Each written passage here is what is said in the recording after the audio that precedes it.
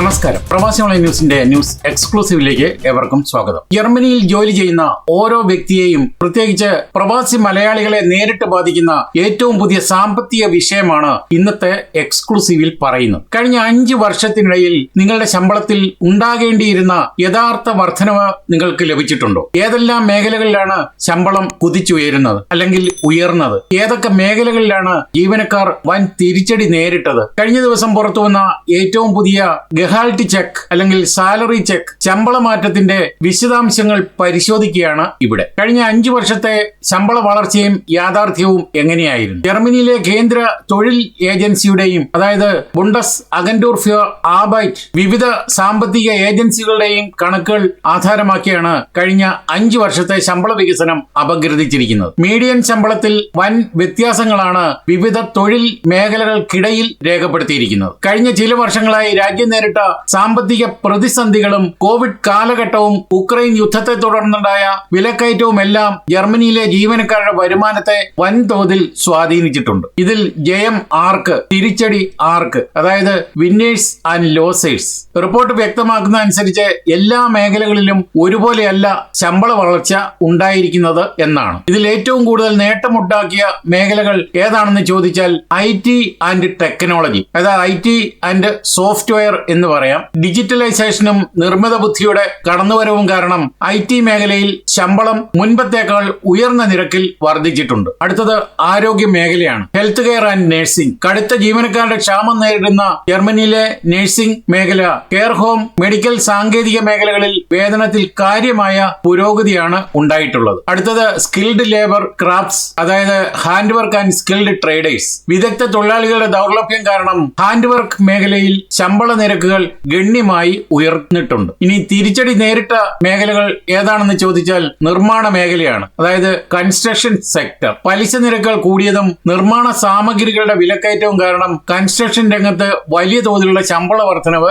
ഉണ്ടായിട്ടില്ല. അടുത്തത് ഗാസ്ട്രോണമി ആൻഡ് ഹോസ്പിറ്റാലിറ്റിയാണ്. പണപ്പെരുപ്പവും ചെലവ് ചുരുക്കലും ഏറ്റവും കൂടുതൽ ബാധിച്ച മേഖലകളിൽ ഒന്നാണിത്. ഇവിടെ വേതന വർധനവ് വളരെ മന്ദഗതിയിലാണ്. അടുത്തത് പണപ്പെരുപ്പവും വാങ്ങൽ ശേഷിയുമാണ്, അതായത് ഇൻഫ്ലേഷൻ വേഴ്സസ് പർച്ചേസിംഗ് പവർ. ശമ്പളത്തിൽ അക്കങ്ങൾ ഉയർന്നിട്ടുണ്ടെങ്കിലും യഥാർത്ഥത്തിൽ കയ്യിൽ കിട്ടുന്ന പണത്തിന്റെ മൂല്യം വർദ്ധിച്ചോ എന്ന ചോദ്യത്തിന് ഭൂരിഭാഗവും പേർക്കും ഇല്ല എന്ന് തന്നെയാവും ഉത്തരം. പലരും പലപ്പോഴും പറയാറുള്ള ഒരു കാര്യം കൂടിയാണ്, ശമ്പളമൊക്കെ ഇഷ്ടം പോലെ കൂട്ടുന്നുണ്ട്, ശരാശരിയെക്കാട്ടിലും ഉയർന്നാണ് നിൽക്കുന്നത്, പക്ഷേ മാസാവസാനം ആകുമ്പോഴത്തേക്കും പോക്കറ്റ് കാലിയാകും, അല്ലെ ബാങ്ക് അക്കൗണ്ടോ കാലിയാകും എന്നാണ് മിക്കവരും പറയാറുള്ളത്. ഇതില് കഴിഞ്ഞ 5 വർഷത്തിനിടെ ഉണ്ടായ കടുത്ത പണപ്പെരുപ്പവും ഭൂരിഭാഗ ശമ്പള വർധനവിനെയും വിഴുങ്ങിയിരിക്കുകയാണ്. അതായത് കടലാസിൽ നിങ്ങളുടെ ശമ്പളം 5% അല്ലെങ്കിൽ 8% കൂടിയാലും സാധനങ്ങളുടെയും വൈദ്യുതിയുടെയും വാടകയുടെയും വില അതിനേക്കാൾ ഉയർന്നതിനാൽ യഥാർത്ഥ വാങ്ങൽ ശേഷി, ജർമ്മൻ ഭാഷയിൽ പറഞ്ഞാൽ കൗഫ് ക്രാഫ്റ്റ്, കുറയുകയാണ് ചെയ്തത്. അടുത്തത് മാറാതെ തുടരുന്ന ലിംഗ വിവേചനമാണ്, അതായത് ജെൻഡർ പേ ഗ്യാപ്പ്. ഞങ്ങൾ പരിശോധിച്ച റിപ്പോർട്ടിലെ ഏറ്റവും ശ്രദ്ധേയമായ മറ്റൊരു ഘടകം സ്ത്രീകളും പുരുഷന്മാരും തമ്മിലുള്ള ശമ്പള വിടവ്, അതായത് ജെൻഡർ പേ ഗ്യാപ്പ് ആണ്. ഇന്നും പ്രകടമായി ഇത് തുടരുന്നു എന്നതാണ് എന്റെ ഒരു സവിശേഷത. സമാന തസ്തികയിലും യോഗ്യതയിലും ജോലി ചെയ്യുന്ന സ്ത്രീകൾക്കും പുരുഷന്മാർക്കും ഇടയിൽ ഇപ്പോഴും വേതനത്തിൽ വലിയ വ്യത്യാസമുണ്ട്. പ്രസവാവധി, പാർട്ട് ടൈം ജോലികൾ, കെയർ വർക്കുകൾ എന്നിവ ചെയ്യുന്നതിനാൽ ഭൂരിഭാഗവും സ്ത്രീകളായതിനാൽ ദീർഘകാലത്തെ ശമ്പള വളർച്ചയിൽ അവർ പിന്നോക്കം പോകുന്നതായി കണക്കുകളും കാണിക്കുന്നു. ഇനി പ്രവാസികൾ അറിയേണ്ടതും ശ്രദ്ധിക്കേണ്ടതുമായ കാര്യങ്ങളാണ് പറയുന്നത്. ജർമ്മനിയിൽ ജോലി ചെയ്യുന്ന പ്രവാസി മലയാളി സമൂഹത്തിന് ഈ കണക്കുകൾ വളരെ നിർണായകമാണ്. തൊഴിൽ കരാറുകൾ പുതുക്കുമ്പോൾ, അതായത് സാലറി നെഗോസിയേഷന്റെ ആവശ്യം വരുന്നു എന്നുള്ള കാര്യമാണ്. ഇത് പലർക്കും ഇവിടെ അറിഞ്ഞുകൂടാത്ത ഒരു കാര്യമാണ്. പലപ്പോഴും ഞങ്ങളെ വിളിച്ച് സംസാരിക്കാറുമുണ്ട്. അപ്പോൾ ഞങ്ങൾ അതിന്റെ കൃത്യമായ കാര്യങ്ങൾ പറഞ്ഞു കൊടുക്കാറുമുണ്ട്. അതുകൊണ്ട് തന്നെയാണ് ഇത്തരമൊരു എക്സ്ക്ലൂസീവ് ഞങ്ങൾ ഇന്നിവിടെ അവതരിപ്പിക്കുന്നത്. നിങ്ങളുടെ മേഖലയിലെ മീഡിയൻ വേതനവും പണപ്പെരുപ്പ നിരക്കും കൃത്യമായി പഠിച്ച ശേഷം വേണം അടുത്ത താരിഫ് അല്ലെങ്കിൽ ശമ്പള ചർച്ചകൾക്ക് പ്രവേശിക്കാൻ. ഇനി കരിയർ മാറ്റങ്ങളാണ്. നിലവിൽ പ്രതിസന്ധിയുള്ള മേഖലകളിൽ ജോലി ചെയ്യുന്നവർക്ക് IT അല്ലെങ്കിൽ കെയർ, ഹാൻഡ് വർക്ക് തുടങ്ങിയ ഉയർന്ന ഡിമാൻഡുള്ള മേഖലകളിലേക്ക് റീട്രെയിനിങ്, അതായത് ഉംഷൂളിംഗ് എന്ന് ജർമ്മനിയിൽ പറയാം, വഴി മാറാനുള്ള അവസരങ്ങൾ ഉണ്ടെന്നുള്ള കാര്യം ഒരു വസ്തുതയാണ്. അത് പരിശോധിച്ച് വേണ്ടത് ചെയ്താൽ നിങ്ങൾക്ക് തന്നെ നേട്ടമുണ്ടാകും. അടുത്തത് താരിഫ് നിരക്കുകളാണ്. അതായത് താരിഫ് ഫെട്രാഗ് അനുസരിച്ച് എത്രയാണ് കിട്ടുന്നത്, അത് ഓരോ വർഷവും ഇൻക്രിമെന്റ് ഉണ്ടോ, പിന്നെ സൂലാകെ കിട്ടുന്നുണ്ടോ. അപ്പൊ ഇങ്ങനത്തെ കാര്യങ്ങളൊക്കെ തന്നെ പുതിയതായി എത്തിയിട്ടുള്ള പലർക്കും ശമ്പള കടലാസിൽ ഉണ്ടെങ്കിലും അല്ലെങ്കിൽ ഫെട്രാഗിൽ ഉണ്ടെങ്കിലും അത് മനസ്സിലാക്കിയാൽ തന്നെ കൃത്യമായി അവരുടെ അതിന്റെ പ്രത്യേകതയും എന്തുകൊണ്ട് അങ്ങനെ എഴുതിയിരിക്കുന്നു എന്നുള്ള കാര്യവും മനസ്സിലാക്കാൻ വളരെ ബുദ്ധിമുട്ടുള്ള ഒരു കാര്യമാണ്. യൂണിയൻ അല്ലെങ്കിൽ താരിഫ് കരാറുകളുള്ള സ്ഥാപനങ്ങളിൽ ജോലി ചെയ്യുന്നവർക്ക് താരതമ്യേന മെച്ചപ്പെട്ട വേതന സംരക്ഷണം ലഭിക്കുന്നുണ്ട്. ഇവിടെ യൂണിയനിൽ ചേർന്നിട്ടുള്ളത് ചുരുക്കം ചിലർ മാത്രമാണ്. മുൻപുള്ള അല്ലെങ്കിൽ ആദ്യകാല കുടിയേറ്റക്കാര് ഒക്കെ ചിലരൊക്കെ അതിൽ ചേർന്നിരുന്നു. ഇപ്പോൾ ഇതിനെപ്പറ്റി ആരും കുമ്മറം ചെയ്യാറില്ല, അതിലോട്ട് പോകാറുമില്ല. കാരണം 1 മുതൽ 2% വരെ ഗ്രോസ് സാലറിയുടെ ലെവി കൊടുക്കേണ്ടതുള്ളത് കൊണ്ട് ആരും തന്നെ അതിന് മുതിരുന്നില്ല. ഇതുകൂടാതെ ജർമ്മൻ സാമ്പത്തിക രംഗത്തെയും തൊഴിൽ മേഖലയിലെയും ഇത്തരം സുപ്രധാന മാറ്റങ്ങൾ കൃത്യമായി മനസ്സിലാക്കുന്നത് നിങ്ങളുടെയൊക്കെ ഭാവി പദ്ധതികൾക്കും സാമ്പത്തിക സുരക്ഷിതത്വത്തിനും അത്യന്താപേക്ഷിതമായ ഒരു കാര്യമാണെന്ന് ഞങ്ങൾ ഒരിക്കൽ കൂടി പറയുകയാണ്. അടുത്തത്, ജർമ്മനിയിലേക്ക് കുടിയേറാൻ ആഗ്രഹിക്കുന്ന മലയാളികൾക്കും നിലവിൽ ജർമ്മനിയിലുള്ള പ്രവാസികൾക്കും ഏറ്റവും കൂടുതൽ പ്രയോജനപ്രദവും തൊഴിൽ സുരക്ഷിതത്വവുമുള്ള 4 പ്രധാന മേഖലകൾ ഏതൊക്കെയാണെന്നുള്ള കാര്യവും അതിനുള്ള വിശദീകരണവുമാണ് ഇനി വരുന്നത്. ആരോഗ്യ മേഖല, ഹെൽത്ത് കെയർ ആൻഡ് നഴ്സിംഗ്. ജർമ്മനിയിൽ മലയാളി സമൂഹത്തിന് ഏറ്റവും കൂടുതൽ അവസരങ്ങളും വേഗത്തിൽ സ്ഥിരതയും നൽകുന്ന 1-ാം നമ്പർ മേഖലയാണ് ഇത്. അടുത്തത്, രജിസ്റ്റേർഡ് നഴ്സുമാർ, ഫ്ലീഗെ ഫാഹ്ക്രാഫ്റ്റ്, സ്പെഷ്യലിസ്റ്റ് ഡോക്ടർമാർ, ഫിസിയോതെറാപ്പിസ്റ്റുകൾ, വൃദ്ധസദനത്തിലെ കെയർ ടേക്കർമാർ. ഇത് എന്തുകൊണ്ടാണ് പ്രയോജനപ്രദമാകുന്നതെന്ന് ചോദിച്ചാൽ കടുത്ത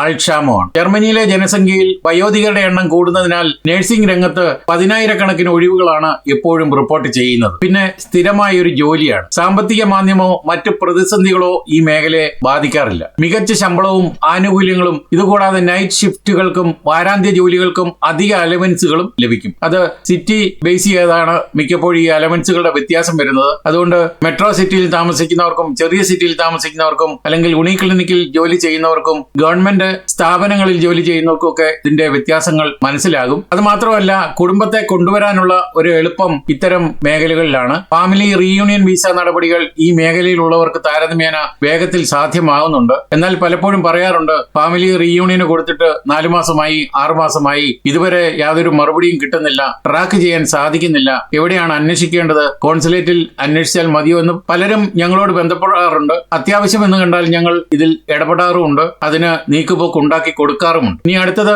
IT ആൻഡ് സോഫ്റ്റ്വെയർ മേഖലയാണ്. സാങ്കേതിക പശ്ചാത്തലമുള്ള മലയാളി യുവതലമുറയ്ക്ക് ഏറ്റവും അനുയോജ്യമായ മേഖലയാണിത്. ഇതിലെ പ്രധാന തസ്തികകൾ ഏതാണെന്ന് ചോദിച്ചാൽ software developer, data analyst, cloud engineer, cyber security വിദഗ്ധർ, നിർമ്മിത ബുദ്ധി വിദഗ്ധർ. ഇതൊക്കെ തന്നെ ഏറ്റവും ടോപ്പ് ലെവലിലുള്ള ജോലികളാണ്. അതിന്റെ പ്രയോജനം പ്രത്യേകിച്ച് ഭാഷാ ഇളവുകളുണ്ട് എന്ന് പറഞ്ഞാലും കൃത്യമായി ജർമ്മൻ ഭാഷ ഇല്ല എങ്കിൽ IT മേഖലയിലും ജോലി കിട്ടാറില്ല എന്നുള്ള ഒരു കാര്യം ഇത്തരുണത്തിൽ ഞങ്ങൾ ഒന്നുകൂടി വ്യക്തമാക്കുകയാണ്. മുൻപ് ജോലി കിട്ടി 1 കൊല്ലത്തിനകം കമ്മ്യൂണിക്കേറ്റ് ചെയ്യാനുള്ള ജർമ്മൻ ഭാഷ മതിയായിരുന്നു എങ്കിൽ ഇപ്പോൾ അത് ആദ്യം തന്നെ ചോദിക്കും. IT-കാരനാണെങ്കിൽ പോലും, ഇംഗ്ലീഷ് അറിയാവുന്ന വ്യക്തിയാണെങ്കിൽ പോലും ജർമ്മൻ ഭാഷ അറിയാമോ എന്നുള്ള കാര്യം. അവിടെ തന്നെ അറിയില്ല എന്ന് പറയുമ്പോൾ പലരും മലയാളികളായിട്ടുള്ള ആളുകൾ പിന്തള്ളപ്പെട്ടു പോകുന്ന ഒരവസ്ഥയും ഇപ്പോൾ ജർമ്മനിയിൽ ഉണ്ടെന്നുള്ള കാര്യം വസ്തുതയാണ്. പല പ്രമുഖ കമ്പനികളിലും തുടക്കത്തിൽ ഇംഗ്ലീഷ് ഭാഷ മാത്രം മതിയാകും എന്നവർ പറയുമെങ്കിലും ജർമ്മൻ പഠിക്കുന്നത് കരിയർ വളർച്ചയ്ക്ക് നല്ലതാണ്. അതുകൊണ്ട് തന്നെയാണ്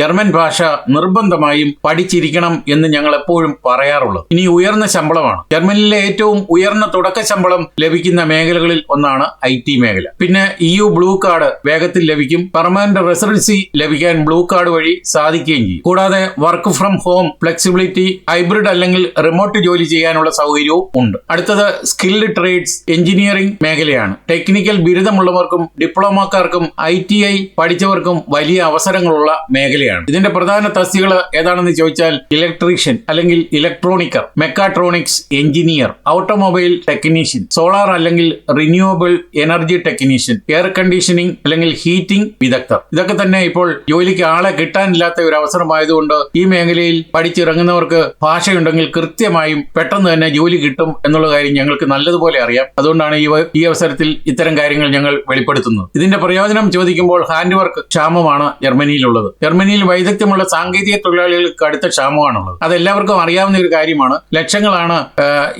ഈ തൊഴിൽ മേഖലയിൽ ഒഴിഞ്ഞു കിടക്കുന്നത്. അതുകൊണ്ട് ഇത്തരം തൊഴിലുകൾ പഠിച്ചാൽ പെട്ടെന്ന് തന്നെ ഭാഷയുണ്ടെങ്കിൽ ജോലി കിട്ടും എന്നുള്ള കാര്യം മറക്കാതിരിക്കുക. ഇനി സ്വയം തൊഴിൽ അവസരങ്ങൾ ചോദിച്ചാൽ നിശ്ചിത പരിചയ സമ്പത്തിന് ശേഷം സ്വന്തമായി ബിസിനസ്സോ വർക്ക്ഷോപ്പുകളോ ആരംഭിക്കാൻ സാധിക്കും എന്നതാണ്. അടുത്തത് വളരുന്നത് സോളാർ അല്ലെങ്കിൽ ഗ്രീൻ എനർജി മേഖലയാണ്. പരിസ്ഥിതി സൗഹൃദ ഊർജ്ജ പദ്ധതികളിലേക്ക് ജർമ്മനി മാറിക്കൊണ്ടിരിക്കുകയാണ്. ഈ മേഖലയിൽ വൻ അവസരങ്ങളാണ് രൂപപ്പെടുന്നത്. അടുത്തത് ഹൗസ് ബിൽഡിംഗ് ആണ്. ഇത് നാട്ടിൽ എല്ലാവർക്കും മനപ്പാടമാണ്. നിർബന്ധമാണ്. ഏത് ഉറക്കത്തിൽ വിളിച്ചു ചോദിച്ചാലും ഹൗസ് ബിൽഡിംഗ് എന്ന് തന്നെ പ്രായമായവരും കുട്ടികളും ഒക്കെ തന്നെ പറയുന്ന ഒരു വാക്കാണ് വൊക്കേഷണൽ ട്രെയിനിങ്. +2 കഴിഞ്ഞവർക്കും ബിരുദത്തിന് ശേഷം കരിയർ മാറാൻ ആഗ്രഹിക്കുന്ന പ്രവാസികൾക്കും ഏറ്റവും അനുയോജ്യമായ പഠന തൊഴിൽ പദ്ധതിയാണ് ഹൗസ് ബിൽഡിംഗ്. പ്രധാന മേഖല നഴ്സിംഗ് അല്ലെങ്കിൽ IT സിസ്റ്റം മാനേജ്മെന്റ്, ഗാസ്ട്രോണമി, ലോജിസ്റ്റിക്. ഇതെന്തുകൊണ്ട് പ്രയോജനപ്രദം എന്ന് ചോദിക്കുമ്പോൾ പഠനത്തോടൊപ്പം ശമ്പളം ലഭിക്കുന്ന അല്ലെങ്കിൽ സ്റ്റൈഫൻഡ് ലഭിക്കുന്ന ഒരു കാര്യമാണ്. പഠിക്കുന്ന കാലയളവിൽ തന്നെ മാസം തോറും മികച്ച സ്റ്റൈഫൻഡ് ലഭിക്കുന്ന കാര്യമാണ്. മുൻപൊക്കെ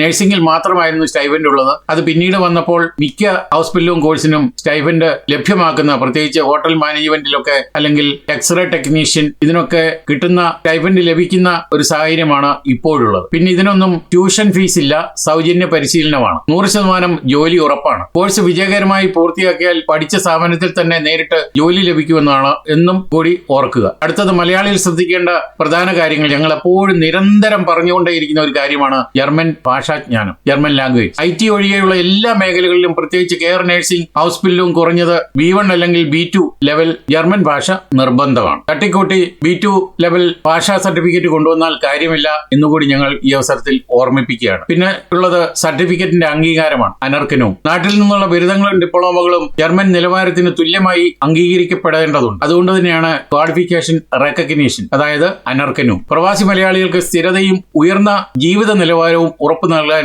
ഈ പറഞ്ഞ മേഖലകളൊക്കെ തന്നെ സഹായിക്കും എന്നുള്ളതാണ് ഞങ്ങളുടെ കാഴ്ചപ്പാട്. ഇത്രയും കാലത്തെ പരിചയം, സമ്പത്ത് ഉള്ളതുകൊണ്ട് തന്നെയാണ് ഇത്തരം കാര്യങ്ങൾ ഞങ്ങൾ കൂടുതലായി നിങ്ങളുടെ മുന്നിൽ അവതരിപ്പിക്കുന്നത്. ഇനിയും കൂടുതൽ ഉപയോഗപ്രദമായ വിവരങ്ങൾക്കായി പ്രവാസി ഓൺലൈൻ തുടർന്നും കാണുക. ഇതുവരെ നിങ്ങൾ നൽകി വന്ന എല്ലാവിധ പിന്തുണയ്ക്കും ഹൃദയപൂർവ്വം നന്ദി അർപ്പിച്ചുകൊണ്ട് നമസ്കാരം.